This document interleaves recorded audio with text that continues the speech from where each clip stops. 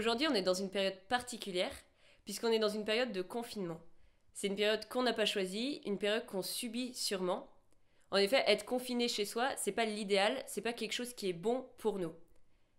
Mais nous, on veut voir comment on peut passer d'être confiné à demeurer dans l'endroit où tu es dans ton confinement.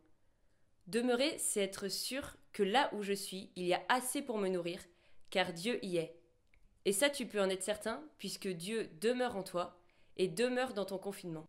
Aujourd'hui, on veut donc te proposer 3 points pour apprendre à demeurer en Dieu, comme tu demeures dans ton appartement ou dans l'endroit où tu es confiné. D'abord, l'endroit où tu es confiné, c'est un espace. C'est un espace qui est clos. Tu peux te poser la question, est-ce que cet espace, tu le vois comme une prison, ou est-ce que tu le vois comme une cellule de moine, comme un endroit où tu vas pouvoir chaque jour t'approcher un peu plus du Seigneur? La deuxième question que tu peux te poser, c'est est-ce que tu as stocké autant de pâtes et de PQ que tu aurais pu stocker la parole de Dieu? En effet, dans la Bible, le Seigneur nous dit en Matthieu 4, « L'homme ne se nourrit pas seulement de pain, mais de toute parole qui sort de la bouche de Dieu. » Et pendant ce temps de confinement, c'est un temps parfait pour se nourrir de la parole de Dieu. Et enfin, ce temps, ça va être un temps long, c'est sûr, ça va être un temps sûrement qui t'angoisse, ce temps long que tu n'as jamais vécu.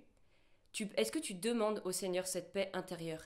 Est-ce que tu es prêt à remettre ta peur, à remettre tes angoisses dans le Seigneur? Car lui, il est prêt à venir chez toi, à habiter et à demeurer dans ton confinement.